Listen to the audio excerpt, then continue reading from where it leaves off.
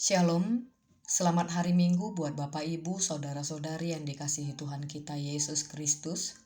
Sebelum kita mendengarkan renungan Minggu hari ini, terlebih dahulu kita berdoa. Ya Tuhan Allah yang kami sembah dalam nama Tuhan Yesus Kristus, kami datang kepadamu dengan hati yang terbuka.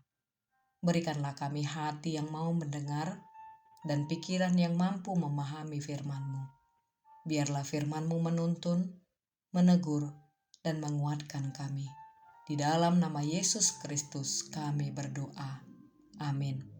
Bapak Ibu Saudara-saudari, mari kita buka Alkitab kita pada hari ini di Minggu, yaitu Minggu 12 setelah Trinitatis, yang tertulis di dalam surat Efesus pasal 4 ayat 7 sampai ayat 16. Saya akan membacakan untuk kita semua. Tetapi kepada kita masing-masing telah dianugerahkan kasih karunia menurut ukuran pemberian Kristus. Itulah sebabnya kata Nas, tatkala ia naik ke tempat tinggi, ia membawa tawanan-tawanan. Ia memberikan pemberian-pemberian kepada manusia. Bukankah ia telah naik? Berarti bahwa ia juga telah turun ke bagian bumi yang paling bawah. Ia yang telah turun, ia juga yang telah naik jauh lebih tinggi daripada semua langit untuk memenuhkan segala sesuatu. Dan ialah yang memberikan baik rasul-rasul maupun nabi-nabi, baik pemberita-pemberita Injil maupun gembala-gembala dan pengajar-pengajar, untuk memperlengkapi orang-orang kudus bagi pekerjaan pelayanan, bagi pembangunan tubuh Kristus, sampai kita semua telah mencapai kesatuan iman dan pengetahuan yang benar tentang Anak Allah, kedewasaan penuh dan tingkat pertumbuhan yang sesuai dengan kepenuhan Kristus, sehingga kita bukan lagi anak-anak yang diombang-ambingkan oleh rupa-rupa angin pengajaran, oleh permainan palsu manusia dalam kelicikan mereka yang menyesatkan,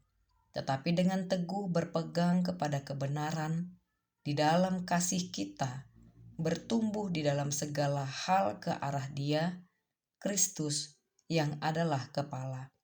Daripadanya lah seluruh tubuh yang rapi tersusun dan diikat menjadi satu oleh pelayanan semua bagiannya, sesuai dengan kadar pekerjaan tiap-tiap anggota, menerima pertumbuhannya dan membangun dirinya dalam kasih.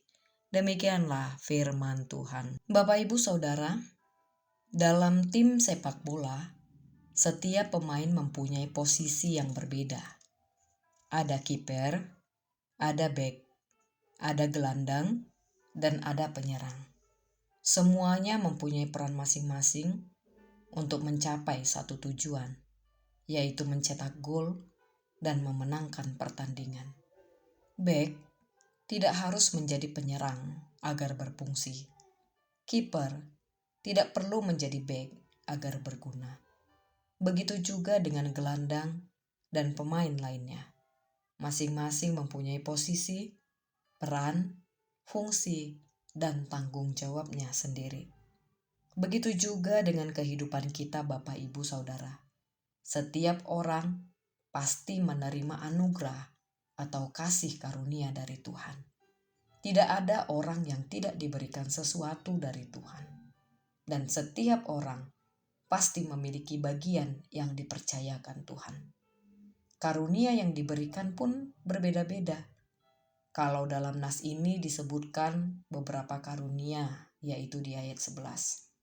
Itu adalah garis besar karunia sesuai konteks pada zaman itu. Kalau dalam konteks masa kini, karunia itu bisa kita lihat bentuknya seperti kreativitas. Kreativitas dalam seni, musik, desain, fotografi, dan membuat konten dan sebagainya. Ada juga keterampilan bekerja, bertani, berdagang, memasak, memperbaiki sesuatu. Ada juga karunia public speaking, ada juga karunia kemampuan memimpin, dan ada juga kemampuan mendengar dan memahami orang lain. Maka dari pemahaman itu, kita perlu mengingat 3 hal.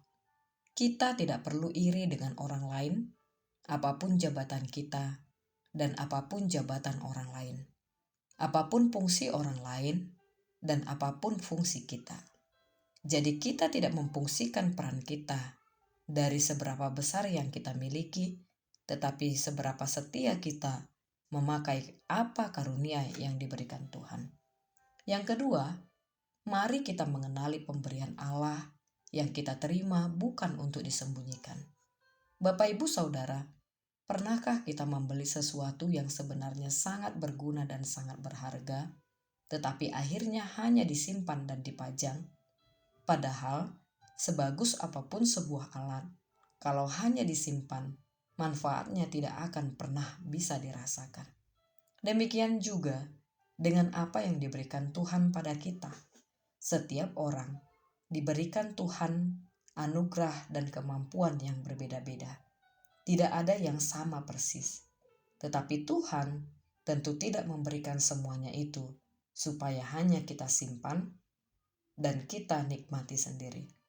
Kalau dalam nas ini, karunia dan kemampuan itu dijabarkan dalam bentuk jabatan gerejawi.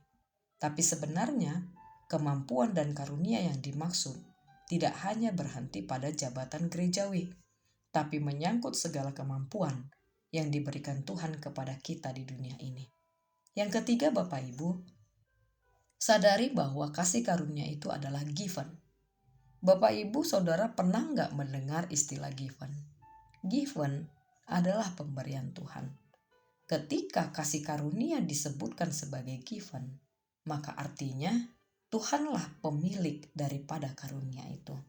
Kita bisa bandingkan di ayat 8 sampai ayat 9. Roma 11 ayat 36 dikatakan, sebab segala sesuatu adalah dari Dia dan oleh Dia dan kepada Dia. Bagi Dialah kemuliaan sampai selama-lamanya. Maka mari kita kembangkan, mari kita pakai, dan jangan sembunyikan. Sama halnya Bapak, Ibu, Saudara, kalau kita masih mengingat tentang pengajaran Yesus lewat perumpamaan tentang talenta. Yesus di sini menunjukkan bahwa apa yang dipercayakan kepada kita harus dipertanggungjawabkan. Ada yang menerima 5 talenta, ada yang menerima 2 talenta, dan ada yang menerima 1 talenta. Jumlahnya memang berbeda, tetapi semuanya mendapat upah menurut kesetiaannya.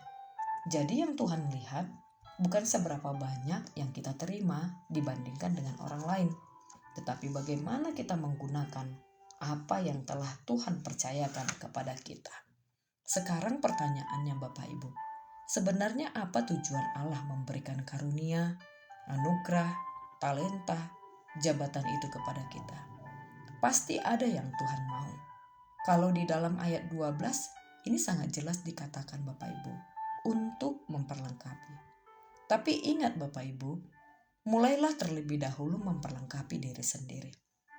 Gelas yang kosong tidak dapat menuangkan sesuatu kepada yang lain. Ia harus terlebih dahulu diisi. Demikian juga dengan kita. Kita perlu diisi. Kita perlu dibentuk dan diperlengkapi sebelum dapat memperlengkapi orang lain. Nah, setelah kita memperlengkapi diri sendiri, barulah apa yang Tuhan berikan kepada kita dapat dipakai untuk memperlengkapi orang lain. Seperti yang dikatakan di dalam nas ini, memperlengkapi orang-orang kudus dan memperlengkapi sesama. Kalau kita lihat dalam bahasa aslinya Bapak Ibu, kata yang dipakai adalah kata katartismos yang mengandung gagasan mendalam, yaitu mempersiapkan, melatih, membenahi, membuat seseorang siap menjalani fungsinya. Memperlengkapi untuk apa? Yang pasti untuk menjadi matang, dewasa, dan kuat. Karena menjadi tua itu pasti, tetapi menjadi dewasa itu adalah proses.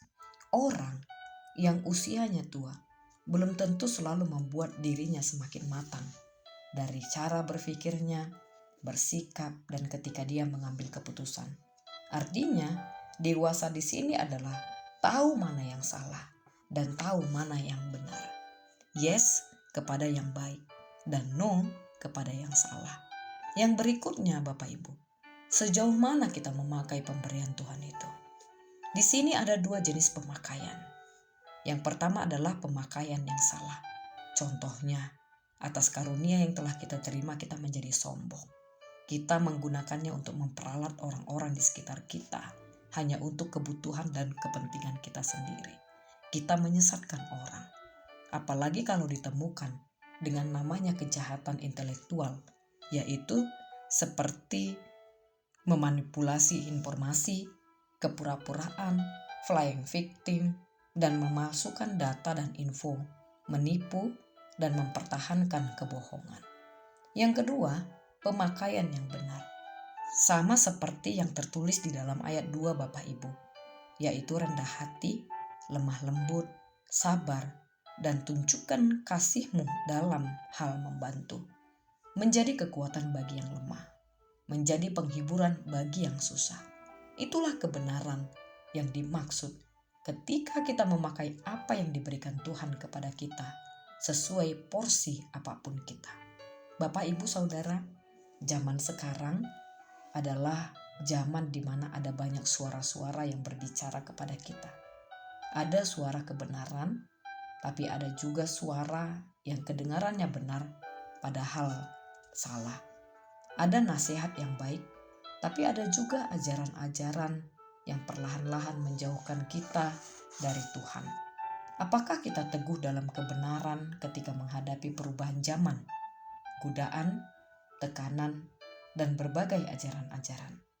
Nas ini mau mengingatkan kita Bapak Ibu, marilah kita untuk memperjuangkan dewasa di dalam Kristus.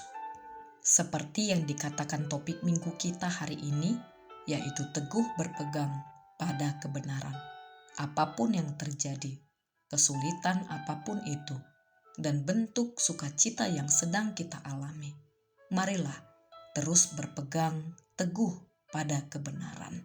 Menjadi dewasa, bukan hanya menjadi dewasa secara fisik, tetapi dewasalah mengambil keputusan, dewasalah menentukan pilihan, dan dewasalah untuk menentukan dan menghindari diri kita dari segala sesuatu yang bisa menjauhkan kita dari Allah.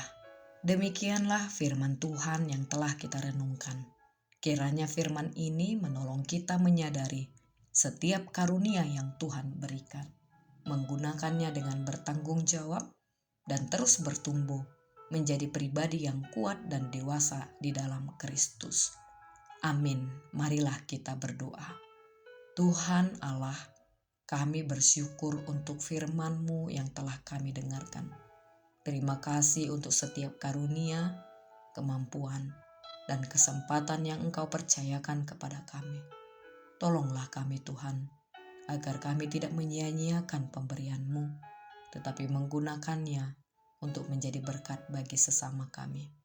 Tuntunlah kami untuk terus bertumbuh menjadi dewasa dalam iman, teguh berpegang pada kebenaran, dan hidup dalam kasih. Dengarkanlah permohonan kami, di dalam nama Yesus Kristus kami berdoa. Amin.